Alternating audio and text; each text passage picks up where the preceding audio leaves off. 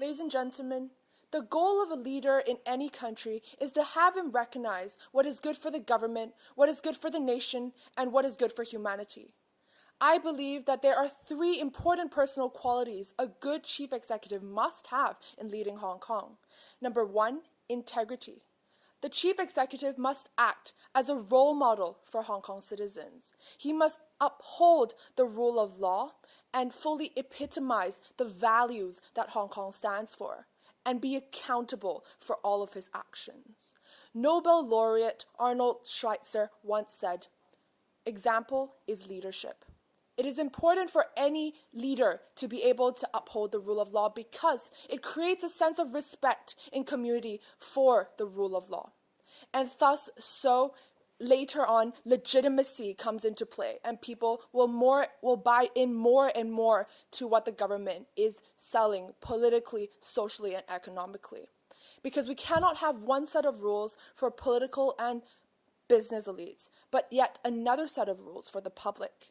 Because it's very, very easy for us to say, if our leader doesn't obey the law, then why should we?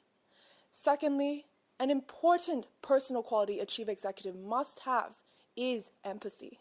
He must understand his responsibility towards the people and how he has to be and how he is just like any one of us. In an MTR, he has to stand behind a queue and have his foot trodden on because he is just like any one of us. I believe that the dignity as chief executive lies only in the office and not on the individual himself.